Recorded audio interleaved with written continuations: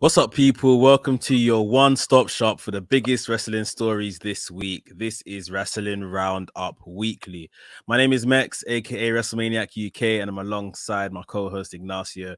And on today's show, we are talking about Rampage, Smackdown going up against each other next week, Friday. Johnny Gargano, is he leaving the WWE? Is he leaving NXT for real? We'll talk about the TBS Championship, how it was debuted, and what we can look forward to with that title. And we'll also talk about the past draft from the last week, the WWE draft. But before we get into everything, guys, remember to smash the like button, subscribe to Wrestling Republic as well on YouTube. Ignacio, how are you doing, my friend? Pretty good, man. A little bit better than last week. Last week you left me hanging, so I find this time to our presentation here as therapeutic, as Joe Gacy would say on NXT 2.0. It's a safe space. Yes. So I use it as to relieve myself a little bit. So I'm glad we're back here and ready to talk about the events of the week. Yeah. No, I do have to apologize to yourself and everyone else that was really expecting last week's show. I have a very silly sister which decided to lock herself out of her house, and I had to go and rescue her. She lives quite a distance away, so that's why there was no show last week. But we are back this week, and I mean, let's just jump straight into it. This isn't something that's happened for us to review necessarily, but we have heard, like we said in the intro, AEW Rampage. As it does, it runs on a Friday night.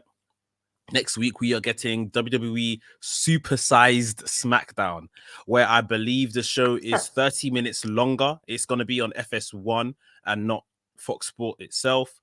And yeah, I guess 30 minutes of Smackdown is going to run into the first 30 minutes of AEW Rampage. So I don't know.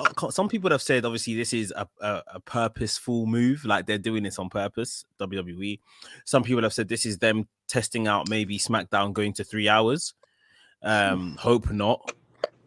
And then of course we saw Tony Khan tweet out that, okay, I can see what you guys are doing to WWE, and I can't wait till my show goes one-on-one with your main show and basically beats you. He said something along those lines.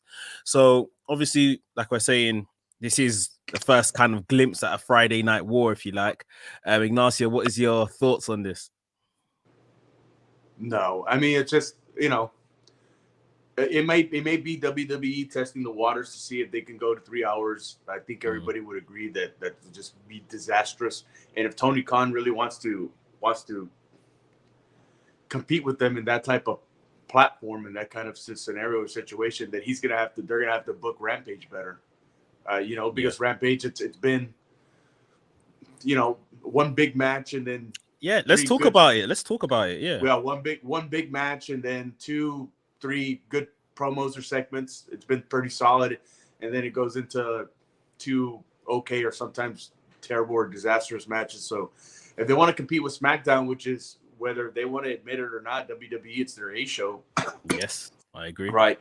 They're gonna have to book. Then now they're gonna have to book Rampage a lot better. But I think it's much ado about nothing. I think it's just a one-off deal. I don't think that anything's just going to come of it. And Tony Khan's just on there on social media, just trying to put more eyes on Rampage. I don't know what the ratings have been. They're not as good as Dynamite, that's for sure. And they're not as good as SmackDown. So I think it's just talk to get more eyes on Rampage, pretty much. Yeah, I agree. I don't foresee it being a Friday night war or anything.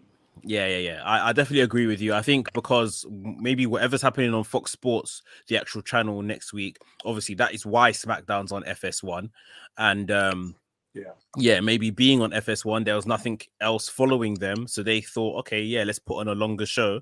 And knowing WWE, this probably is a test for them to see, can we go to 3 hours or at least 2.5? Could we push it an extra 30 minutes? There might be some obviously for financial gain to that.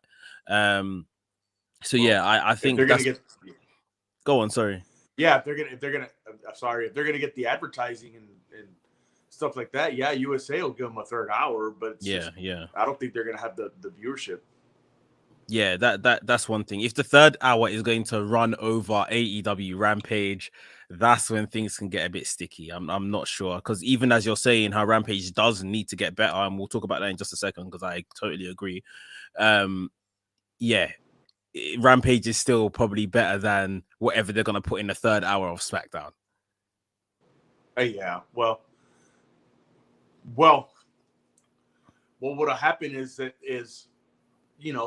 the Roman Reigns segment, and pretty much the only thing that's good on there is Roman Reigns. Anything that him and Paul Heyman are involved in, they're going to move that segment probably into that third hour. Right? That's true. Of Rampage, because that's the only thing that's good on their TV right now. And maybe one segment here and there, a promo or one match or something like that out of the whole 3 hours that we see. From SmackDown. If it came to that, they'd just move it to the third hour the quarter hour, so that Reagan's can pop up or what have you. But I mean, I don't know. I think there'd be no excuse for Tony Khan, with all this talent, for him to compete with SmackDown that they've accumulated. Now you're going to be seeing more of Adam Cole, CM Punk, Daniel Bryan, Bray Wyatt if he comes in, blah blah blah, whatever, to compete with that. But I just think it's just much ado about nothing. I think it's a one-time deal. Even though their ratings are kind of up and down every week, I don't think USA is too impressed with the ratings they've been getting out of WWE anyway. Yeah, for Raw, it has been too up and down, like you say. Do you think maybe, obviously, Tony Khan's message was obviously sent a bit tongue-in-cheek as well? Do you think there is anything in him maybe wanting to test Dynamite or Rampage directly against Raw SmackDown? Oh, man. Well, I mean, they've been talking about them since Dynamite kicked off, but I don't know, maybe, but I think right now it's a mistake. They got a lot of momentum going with what they're doing right now and the time slots that they have. If it ain't broke, don't fix it. Just keep on doing what you're doing with the time that you're allotted. And TNT's kind of, or TBS, TNT, they're moving to TBS in January. They're kind of weird. I mean, they're doing hockey, and, I think it's just they think this is their first year doing it. I don't know why they got it, and that's kind of screwing up Dynamite and their scheduling and stuff. But, one thing about the wrestling fan base, it's very loyal. They'll follow you. Yeah. Dynamite's going to be on Saturday this coming week, correct? So, I mean, your audience, your core audience is going to follow you wherever you go. They'll find you. But it's the casual viewer. It's like, well, fuck. I mean, these guys are, I got stuff to do on Saturday or, whatever day they move to. You know what I mean? So they just need to make the best out of the situation they have now with the time slots that they have, and just keep on going with the momentum they have. Instead of don't try. See, this is what WCW did. Don't just focus on making your product better, Let's which focus on they're you. doing well at, instead of trying to win the ratings war. The ratings will come when your product continues to improve. I agree. So I think that's what they need to concentrate on. I agree. And just for myself, maybe anyone else that lives outside of the US, obviously this switch from TNT to TBS, what does that mean in terms of channel? Is that like the same overall network, and TBS is like a spin-off channel? Like, is there any real difference? Is like TBS free for like on cable or something? Yeah, so I think more TBS is in more markets. So they're saying in more households. So they're saying now we're moving Dynamite to TBS. We're going to have more eyeballs on. You have the opportunity to have more eyeballs on the product since it's in more households. Right? Than TNT. That's the idea. It's in more TBS. households than TNT. Yes, I believe so. I believe that's what they're saying, and that's the way it works. Okay. So that's the theory behind it. That's what they're hoping, since there are more households, since it's on regular cable television, right? Then they'll have more eyeballs on the product. But I mean, that's not really necessarily true. I mean, you just have, like I said, have to continue making the product better. It's what you put into the product, right, and what you're presenting. So you can be in more households. You can have more access to that product, to that material, but you have to continue making the product better, right? And then get better advertising, so forth, and a marketing campaign behind it. And other than them mentioning it on Dynamite every once in a while, they really haven't pushed Dynamite moving to TBS. I really haven't heard much about it. That's true.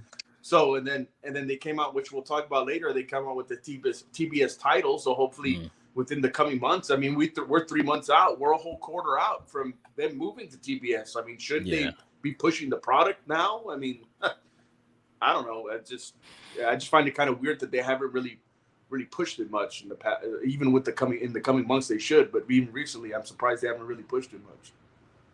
Yeah, that's a good point you raised. But maybe, as we get closer to this last quarter of the year now, November, December, they'll start talking about it a bit more in terms of what's going to happen with that change. Whilst we're on AEW, let's talk about Rampage, because you did say something that I have been saying, and I've been a bit tentative with it. I didn't want to jump the gun, but I do think for something that Tony Khan said wasn't going to be the B show, Rampage is the B show. Like, it's definitely the B show. And even so much so, I've noticed that they are using CM Punk as some type of, like, that's his show. Like, CM Punk is on the show wrestling like every week, kind of, at this point now. Maybe to obviously keep people interested, sort of thing. Yeah, do you agree it's very much the B show, or do you think they should make it something different? Like, yeah, I can't. Yeah, I mean, well, that's what they got CM Punk for, and Daniel. That's why they're getting this talent. They need talent to at least have one attraction match on that show every week, right? To get the viewers on. It's kind of like it's like the old WWF Saturday Night Main Event deal, where they had it once a month or something, and you had, it was a 1 hour show or whatever, you sometimes do. But I mean, you had your main event match, featured match at the beginning, because you're fighting sleep, right, from the viewers. So you had your main attraction at the beginning, and then 2 so-so matches or whatever, and then your promos leading up to your pay-per-view or whatever. So yeah, it's the B show. I mean, it's the B show, but I mean, still, they're going to have their main attraction there. I don't know what they're going to do exactly to differentiate it from Dynamite. They look similar. Sometimes they're filmed in the same night, and so forth. But I mean, I don't know if they have any plans to do that. Sets or production, whatever. They've done some stuff with the commentators and Mark Henry and stuff like that. He interviews the combatants in the main event before the main event. So and I think that works, Like, when he was not doing a 4-man booth before, I was thinking, this is too much. But now they've taken Mark Henry out. They've given him a specific role, and he's doing that. And he's even got his own little catchphrase. So now, whatever, it's time for the main event, and everyone's saying it along. Like, I think that suits him down to a T. Yeah, he's doing well at that. He's not very good at commentary, but he's very green at that. And then again, you're trying to fight to get your shit in, as they would say, because they had a 4-man booth. Yeah. Anybody will tell you that's ridiculous. That's disastrous. Far too 4-man much. booth. It's just people trying to get their shit in, talking over whatever. It should just be Excalibur, and I like Taz. Same. That's my team. On there, CM Punk, when he's on there, he's really good. I think he's got a future there whenever he decides to hang him up. Jericho's just fucking terrible, just like everything Jericho does nowadays is fucking terrible.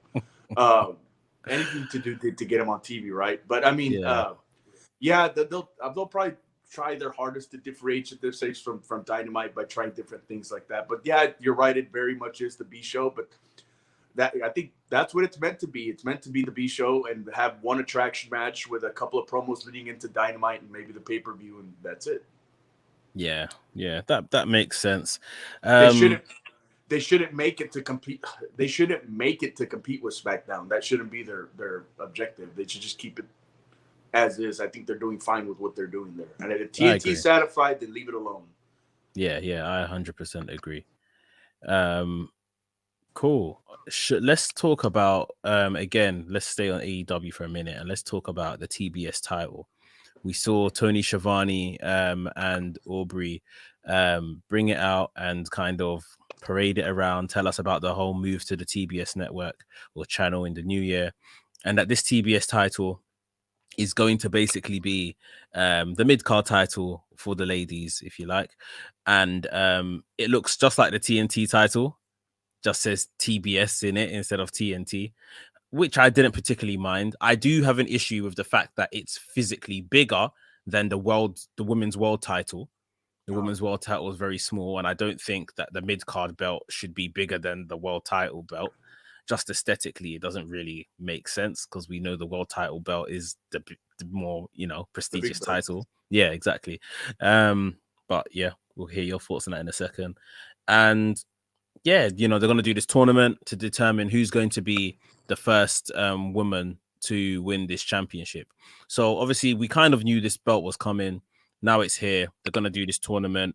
What's your thoughts on the title, the position of it, and the tournament, and any early guesses as to who will be the first champion? I don't have a problem with the way it looks. Obviously, it seems like, and going back to what we were talking about a little while ago, one thing to differentiate between the two shows, what they're probably going to do is this women's TBS title or championship is probably going to be featured on Dynamite, the TBS show. Yeah. And then whoever the TNT champion is in the men's division is going to be featured on Rampage. So I think that's probably one thing they're going to differentiate between the two shows, which I think is a good idea. Yeah. It's going to look, their women's division isn't their strong point. It's getting stronger. It's definitely better than it was a year ago. And now Serena Deeb back, and she had a good match against Sheeta this past week, and Ruby Soho. She's had good matches. Her signing, and then Thunder Rosa is starting to get featured a little bit more. I don't agree with the booking that they have her on, but I mean, she's on TV. Jade Cargill is being featured more. She looks like a superstar. As long as they limit to what she can do and they put her with people that can work, she'll be good. So it's all about how they choose to legitimize the title, because it's kind of like how WWE presented the 24/7 deal.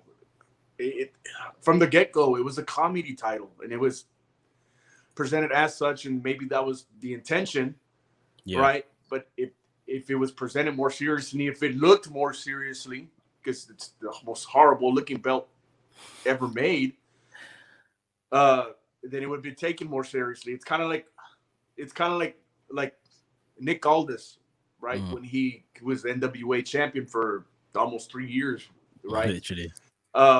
If you have top guys going after the title, then it's going to be taken seriously. Yeah. The only top contender he really had, in my opinion, was Cody Rhodes. And other than that, he had jobber here and there or whatever. And I like Trevor Murdoch. I think, he symbolizes what an old NWA champion would be and look like and so forth. But I agree, yeah. He's no Cody Rhodes. He's no Okada or Tanahashi or CM Punk or Daniel Bryan or anything like that. So it's all how they choose to legitimize the title. And I think the perfect person to legitimize that title should be Serena Deeb to start off, because Thunder Rosa should be going after the world title. I agree. So I think probably the best person to put in that position would probably be Serena Deeb. Yeah, I think she is a lot of people's favorite to win that title. The same way Ruby Soho, I could imagine to be a name in and around there as well. She's ready to go, very much like Serena Deeb is. I'm tempted to throw another name in the hat, someone you have mentioned, and I am fully aware she's not ready, but Jade Cargill. And I think this because, well, number one, she's ranked first in the rankings. You're building her like a beast. So what is going to stop her from plowing through that tournament and becoming the first champion? She's homegrown amongst, all the people that say AEW is full of WWE, rejects or whatever the case is. Yeah. She's a homegrown star. She looks like a star, like we all know. And even if they booked, she's very much having what you'd call now the squash matches. And even if they booked her as champion to have just like consistent open challenges sort of thing, and she just continues to still squash people and learn from, these matches, and then you put her in a feud with maybe a Ruby Soho, who's you got the clear heel face dynamic. Ruby can almost look after her, and maybe Ruby can then eventually take the title from her. Then Jade Cargill can move on to something else. I'm fully aware Jade has loads of time to win titles in her career. Loads of time. It's no rush. But I just feel like they're putting the machine behind her so much. Like, you kind of need to pull the trigger. She's number one contender in the division. What do you think? Yeah, that'd be a good approach. Look, it's like I said, they know her limitations. They got the mouthpiece on her, which is great. Smart Mark. He's good. As long as they work within her limitations and focus on what she can do well, and her promos, she can get a little bit better and a bit more comfortable.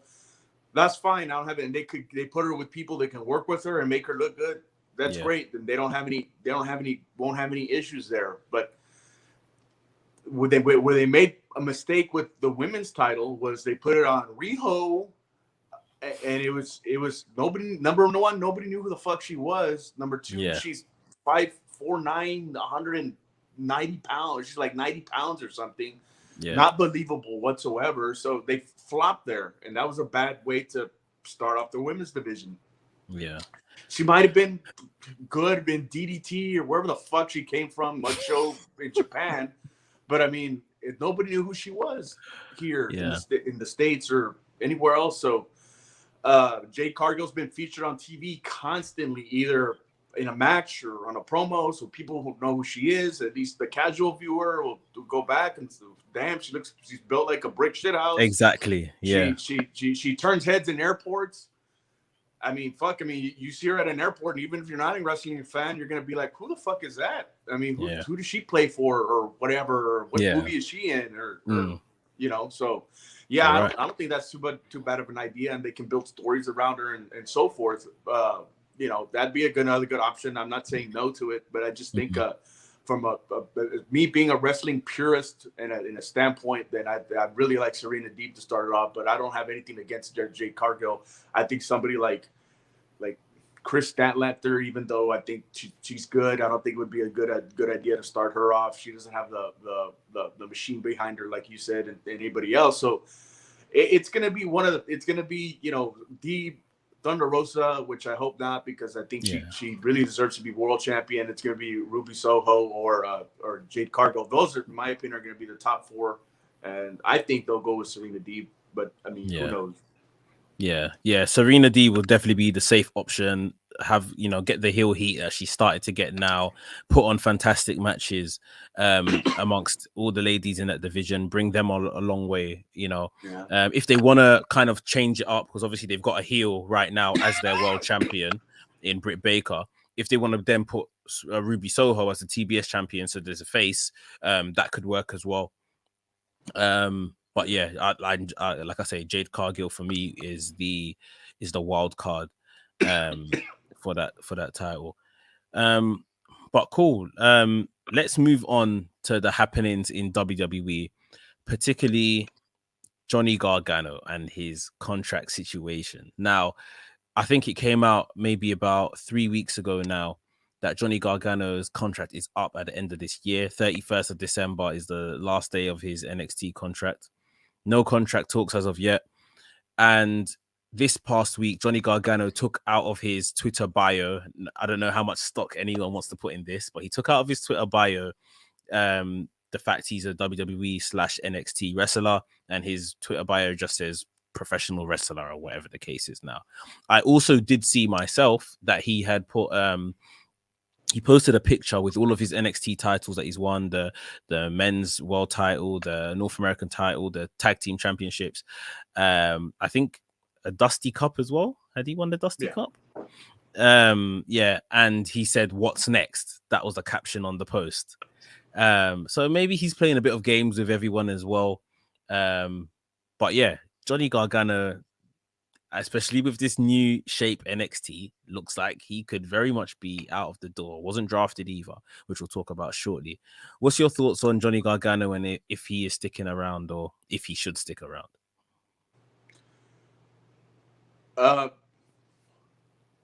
I think he's going to be part of this the purge that WWE's been doing to NXT, and they'll let his contract run out, and I don't think they're too hot on him.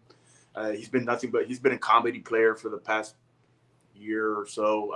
I'm not saying he can't do it in the ring. He can go.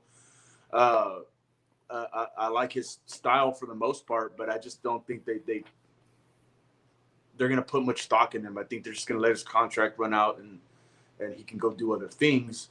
I mean, what's left I think he would be a good player coach in NXT to help these young guys that are coming up. I think they can, if they find value in him in doing that, then that'd be a good thing for them to do, to renew his contract, to keep him there on the roster. But I mean, on the main roster, it's just, damn, whoever moves up there is just doomed for death on as far as their character or their work and stuff. They're not allowed to do the things that they want to do that they did in NXT. So, you know, if they want to keep him to be the kind of player coach there and bring up the younger guys, the talent that the vast amount of talent they're bringing up to the show, then fine, they can do that. But then, you know, if they let his contract run out, obviously AEW, whatever, they might sign him. But I mean, I think the AEW needs to pump the brakes on the surprises and the signings and work with the talent they've accumulated so far. They've accumulated so much. We still got Bray Wyatt coming. I mean, everybody is assuming that he's already signed already. It's just when they want to debut him. But so, yeah, I mean, I don't know. I like Johnny. It's just dang, man. You know, if he stays in NXT, he's just going to be relegated to, you know, just player coach or whatever. I don't think he's going to be anywhere near the world title picture or anything like that. If he gets released, I'd like to see him in AEW and what he can do there. But it's like, dang, he's going to might get lost in the shuffle, or somebody of his in-ring skills. He's not really a great promo. Really, I mean, they give him a bunch of comedy crap to do. Like, if you can't, I think, go on. I think AEW, the AEW audience, the wrestling purists, right, are a little bit more forgiving as far as if you can do it in the ring. Great, but I mean, I like a good promo. I like a guy who can talk also, and he really doesn't have the promo skills. I mean, I feel like we haven't, whenever he's had promos in the past in NXT, it's been very much rah speeches. I'm going to come and beat you, because he's always played the underdog. So it's always been the rah speech trying to get people over. And obviously the crowd have always loved him, still love him. I mean, I don't think he's at the point in his career that he would want to play player coach. I definitely hear that, I know for facts that WWE would offer him that role. Like you're saying, they would definitely say, this is what we want you to do. Help coach, help put over these young guys and all of this kind of stuff. Teach them, you know, maybe literally even assist with the coaching of them, you know. But I don't think he's ready for it, you know, for that kind of, because that is over the hill in your career. That's you calling it a day, basically. You're beginning to call it a day. Obviously, his wife is pregnant right now. So I don't know how much longer she's got on her contract in NXT, but I'm sure they'll let her play that out, and she's got maternity leave and all of that kind of stuff. However, I can't see him in AEW. Do you even think AEW is the best place for him if he was to leave? He's familiar with a lot of the talent there because they've competed with each other in you know, in the indies and stuff, maybe the ROH also. But I mean, I could see him in Japan. He could do some great stuff there. I mean, he's his style. He'd be very adaptable there. I mean, Impact's just kind of like, well, shit, I need a payday.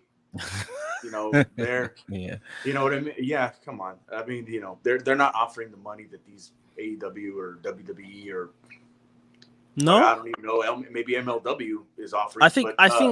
I think Johnny Gargano could go to Impact and be on whatever he's on in NXT at Impact.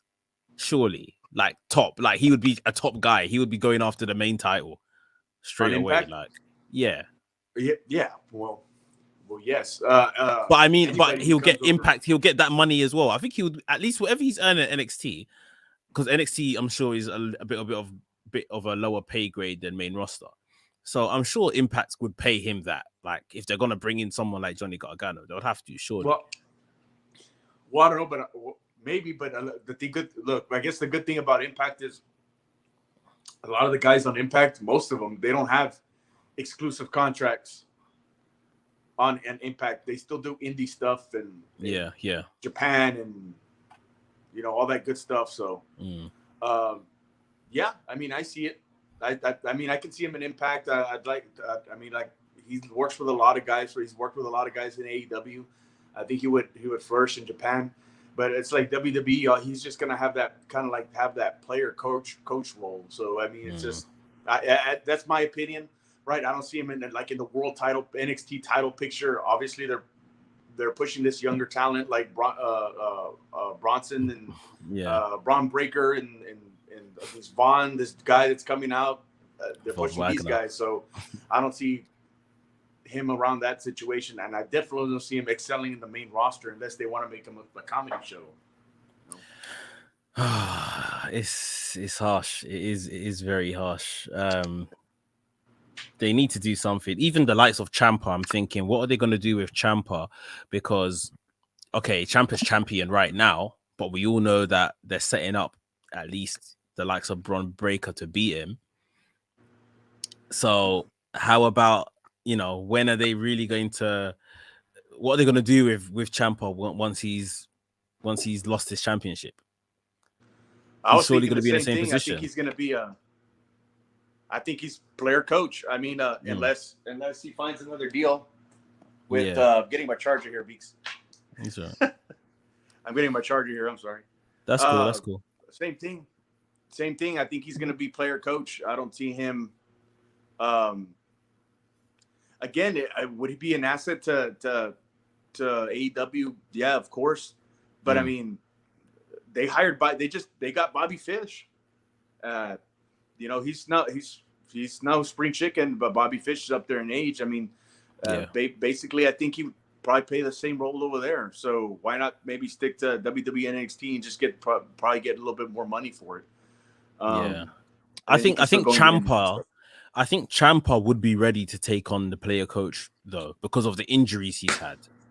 Yeah. I think if, he dropped the title and they wanted to kind of put him into that kind of role, he would be willing to take it because of his previous. But yeah, that's why I just don't think Johnny Gargano is yet, I think he still has a lot to achieve and a lot more in the tank left. But it's going to be very interesting to see. Like this is just a bit of a, everyone is leaving. I mean, before too long, we already spoke about it before a couple episodes ago, but in January, Kevin Owens, that's the next one. That's the next big one. And we all know Kevin Owens is good friends with, the Bucks and that.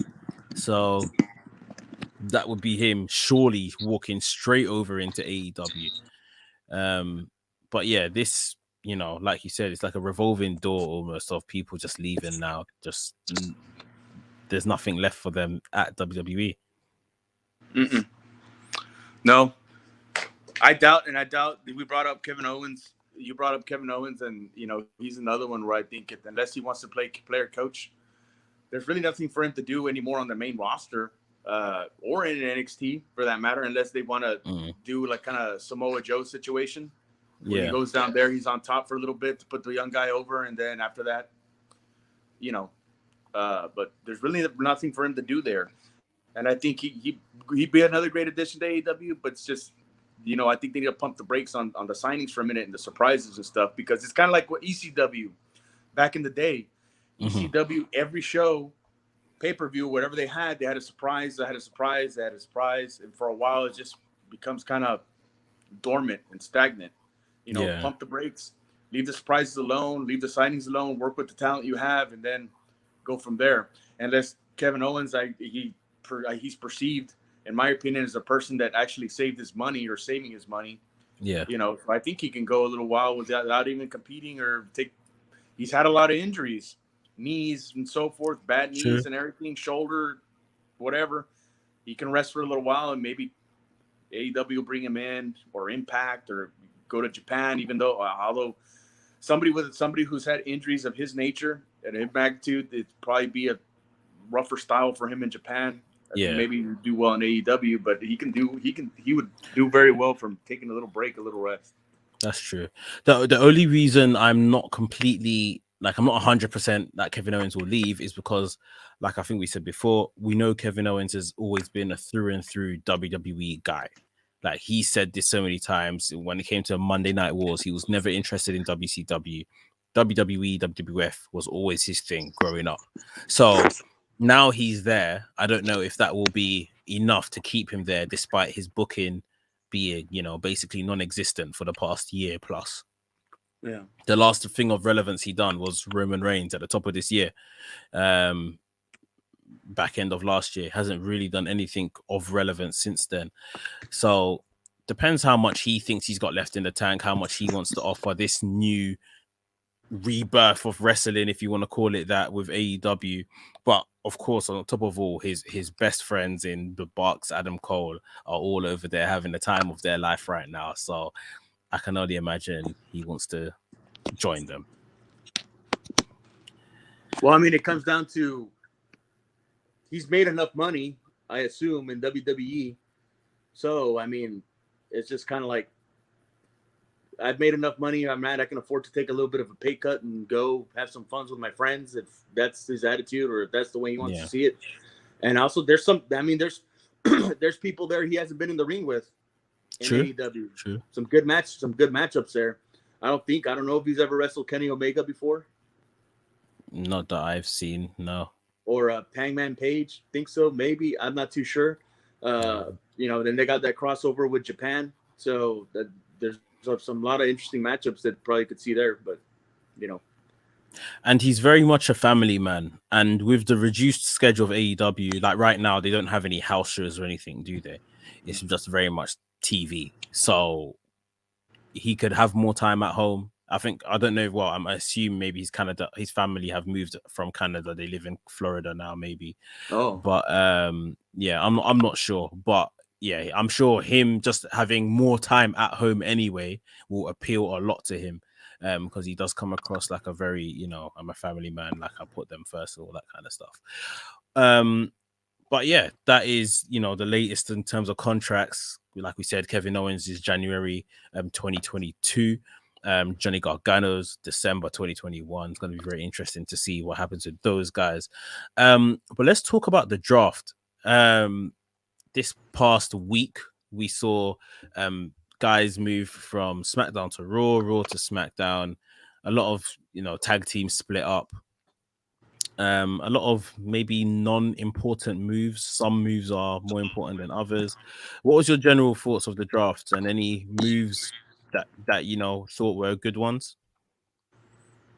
I think it was a little more active than the drafts of the past, as far as like moving the top guys around, because usually it's just one or two guys that move around, and then we get a lot of the same matchups, and they don't really do much of anything with them. The move with Drew McIntyre didn't surprise me.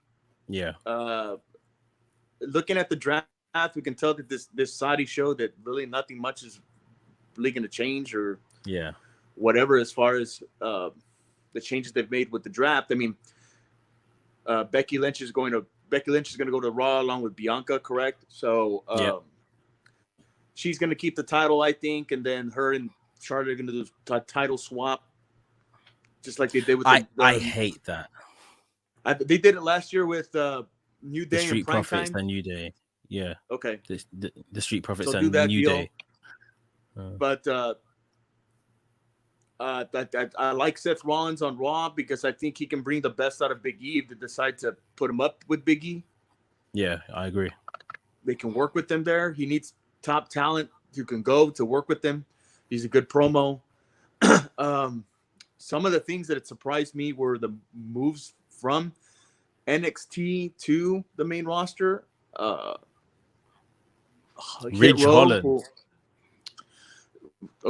Ridge Holland, who I understand why they moved him. He's got the look. He's a monster, right? He's big, but he's still very, very, very green. I don't know if they plan on putting a mouthpiece on him either, but he needs it. He needs some more ring work. So that kind of surprised me. Yeah. And then they put him on SmackDown. Dang, that's a lot of pressure there. Yeah. Hit Row, Yeah. well, I'm still on the fence on. If they keep BFAB on the mic, that's fine. Don't put her in the ring. She's Bambi on ice. She's got a lot of work to do if she wants to be a wrestler. The other two, Swerve Scott, and what's the other gentleman's name?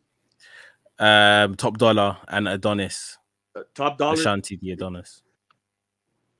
Top Dollar's like, damn, every time I see him, I forget how big he really is. He's huge. He can kind of go in the ring. They're still really green. They're going to be doing a lot of learning on the job there on SmackDown because I think they got drafted to SmackDown. Am I right? Yeah, that's correct. All of them? Yeah, all of them. I'm not, but I mean, they kind of surprised me. All the moves, they got Aaliyah. Yeah. All the moves from the NXT, the main roster, were surprises. And then Gable Stevenson. Yeah, let's talk about that one. Who is still? Am I understanding this right? That he's still going to be getting ready for the NCCA finals or tournament? He's still in college. He's still in college. He's still studying and stuff. And wrestling, practicing, I guess, professionally at the Performance Center or something like that, to that nature. You're correct. Yeah. That's a lot of fucking pressure, man. I don't see him. Well, I don't assume they're going to debut him till after the NCCA tournament finals, whenever that ends, right? In May or April or something. Yeah. So we're not going to see him for a while, but dang, 6 months of training, we're going to throw you into the fire. He better catch on like a fish to water. I don't think we're going to see him for the entire year. Maybe not till next draft. I think this is just a play to, because of who he is, an Olympic gold medalist, this is just a play for some mainstream attention that Gable Stevenson's been drafted to Raw. I think that's all this is. Because like you said, already for the next 6 months, we know pretty certainly we're not going to see him. I don't think we're going to see this guy for the next year at all. Like, I think this is just a quick, let's see if we can, get our names out there in the news and stuff like that.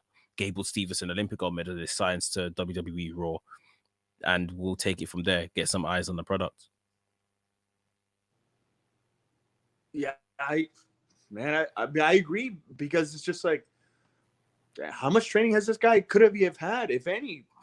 He signed a couple of weeks or something, and then he's very high. He's very high on finishing his education, obviously, and still competing in college, and you're gonna do both at the same time. I don't think anybody's ever done that before, right? Yeah, Brock Lesnar didn't do it. I mean, Lesnar waited till he finished, and then then went to WWE. But I don't know. I agree. I don't think we're gonna see this guy for a while, and they were projecting, I think somewhere, Sarah, Uncle Dave Meltzer, I think, said maybe in April we're going to see him after WrestleMania. Maybe, dude, that might make sense. 6 months of training, I think. What's that? No, I was saying that might make sense if he debuts after WrestleMania. What was that? Oh, yeah. Some guys don't have their first match till a year, 2 years into training the business, but I mean, I know this guy he's a great athlete, natural background and stuff like that, the wrestling background and stuff. But I mean, professional wrestling's like a whole other level. Of course, the amateur background helps you, but man, I don't know. I don't know if he'll catch on that fast, but yeah, not too sure about this guy. I'm sure eventually he'll get there, but just 6 months, a year. Yeah, it's definitely too soon right now. We also heard in regards to the draft that Street Profits were almost split. Instead, they chose to move them to Raw, like you said, with Bianca Belair, and they split the Retribution guys, T-Bar and Mace, instead. What would have been your thoughts if Street Profits actually did get split? I've always still kind of been on the fence with them, but I mean, I think out of the two, Montez Ford is going to be the star. Yeah. They can still do they can still break them up. They're probably going to do an angle where they do a turn, right, and turn one of them heel and one of them to baby, and work from there. But I think out of the both of them, Montez Ford is going to be the star. So I still think they're going to split them up because I think they've done all they can do. They are gonna, as far as a tag team on the main roster. They've won both sets of titles, right? Yep. And all that mess. They've wrestled against everybody. So it's just, maybe it's time for them to see what Montez Ford can do on the main roster as a singles. And you kind of hinted at it last week or the week before that match with Roman Reigns was kind of like a test as far as what he can do by him. Yeah.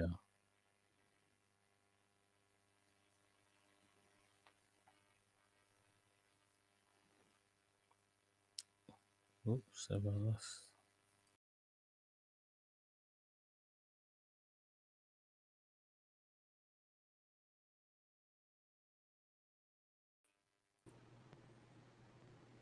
Are you there? I'm back. Okay, go on. Yeah. Right, so you were talking about going back, it's just a testament to what he can do all by himself on the main roster. And I think he can go. He's got something. He's definitely got the charisma. He's got the mic skills, et cetera, et cetera. So I think he'll do well on his own.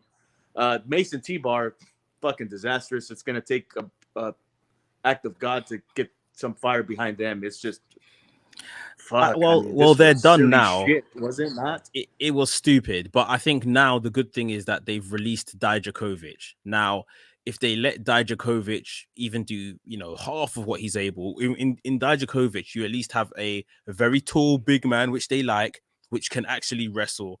If he cuts out the flippy kind of stuff and just makes himself more dominant, he could be a very good asset to Raw. Where I think he stayed. Mace has been moved over to SmackDown. He had a promo on the show this weekend, but it's just whatever. He's still even wearing his Retribution gear. But I think they should actually go back to make Dijakovic. Or at least if you're going to keep him as T-Bar, remove the stupid costume and all of that kind of stuff. Let him just be the man T-Bar at least. They'll get there, but I think I'm more familiar with Dijakovic's work in ROH, and indie stuff that I've seen online and all that stuff than I am with this Mace guy, the other guy, the other individual. But so I know Dijakovic can go. I saw his matches in NXT. Also, he had with Keith Lee and so forth, and Ciampa and those guys. He performed really well, so I know he can go. But it's just, are they going to let him be him? And that seems to be the issue with everybody who comes up from NXT to the main roster. So he can make an impact on Raw. If they let him be him, he can be a star. Everybody knows he can go. So there you got two stars in the making that have potential, but are you going to let them do what they do best? We'll see. If they really want to make some changes, then they'll do that. Yeah, you're right. That's the main thing. Now thinking back at it, that SmackDown. Do you think SmackDown benefited at all in the Raw at all in this draft? Who do they have? Who did they get? I mean, Drew just McIntyre? to run through some names: Roman Reigns, Charlotte Flair, Drew McIntyre, New Day. Hit Row came over. Jeff Hardy came over. Sasha Banks stayed. Sheamus came over. Shayna Baszler came over. That could be interesting. Xia Li called up. The Viking Raiders came over. Ricochet came over. Humberto Carrillo, Angel Garza came over. Ridge Holland. Okay. So there's some good names in there. Xia Li. Yeah. Okay. So Xia Li, I really like her. She's got a lot of potential. If she can control herself, because she nearly killed Mercedes Martinez on NXT. Was a couple of months ago. Yeah. Lord. But she's good. Charlotte Flair. She's the best of all time, women's wrestler, whatever. She's the greatest. Drew McIntyre, never been too hot on. I don't think he's the guy. I don't think he's got it. But whatever, he's gonna. That's the man that's beating Roman. I keep telling people. Have a program with Roman Reigns, obviously. Yeah, he's gonna have the program with Roman Reigns. Maybe he'll dethrone him, what have you, or maybe they'll come up with ideas until then, a better idea, hopefully. So they got some potential there. I like to see Zaya and Charlotte. Shayna Baszler, if they actually book her like the badass that she is, then a feud with her and Charlotte Flair would be fucking awesome. If they present her as the legitimate shooter that she fucking is, and the monster that she can be in the ring, yeah, the sky's the limit. But you got to get her away from the comedy crap that she's been doing for the past fucking year. Yeah, exactly. So no, there's a lot of promise on that show. Last but not least for today, let's talk about our highlights of the week in wrestling. Ignacio, do you want to go first? Any particular thing that you enjoyed this past week? Yeah, I really liked. They featured him a lot on TV, and a lot of people have been wondering why. At first, they were kind of like, "Who the fuck is this guy?" And I was too. But man, they've been putting on a fucking awesome show. That little group he has. I really like the match with CM Punk and Daniel Garcia. Every time Garcia gets in the ring, man, he never ceases to disappoint. Yeah. And that little group of 2.0 he has, they're really picking it up pretty quick. Those 2.0 guys, they do good promos. They can talk. At least they're confident. Yeah. If you're trying and you're confident in front of the camera, people see that, and it's just like these guys are almost there. They're like, what they're saying, it's not heavily scripted. You can tell they're thinking about what they're saying, and they probably go over it before. That's fine, but it's not heavily scripted, and they're confident. But yeah, Daniel Garcia is just an ace in the ring, man. I think if he gains 20 pounds because he's, skinny. Gumby's like Gumby, but I mean, if he gains 20 pounds, he'd be going to be a star. But yeah, that match with CM Punk was really good. I really liked it. CM Punk still got it. Obviously, I think he gets a little winded. Yeah. Towards the end there, but I mean, I think that just comes with ring rust, and it's just timing. That's it. Yeah, no, I agree. I generally think that's probably one of the best things I've seen this past week. That match, Daniel Garcia he's performing ahead of his time, if you see what I mean. Like at his age of 22, 23, he probably shouldn't be as good as he is. No. And yeah, he's really putting out all the stops to the point where CM Punk, we know he's basically calling his own shots of who he wants to work with and stuff. And Daniel Garcia in his young career has now faced CM Punk and probably Minoru Suzuki in a week. He faced Minoru Suzuki on the Indies, I think GCW. So yeah, just great work by Daniel Garcia as well. And I need to give a shout out to Paul Heyman. Paul Heyman, the work he's doing with Roman Reigns. I think one of these things was last week when Roman Reigns shouted at him, and he looked like he was in tears in that backstage segment.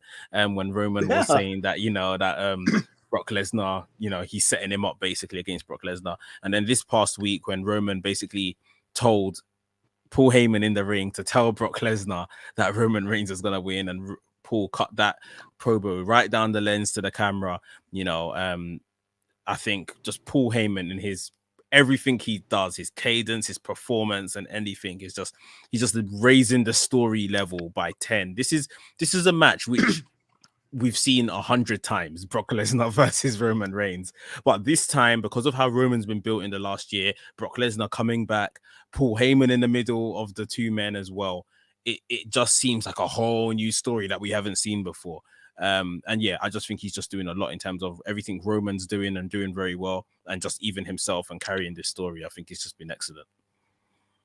Yeah, Paul Heyman's a genius. And when he was running Raw for a little while there, a year and a half, 2 years ago, I think already it's been, you can see the distinct changes that he made and people he was trying to push.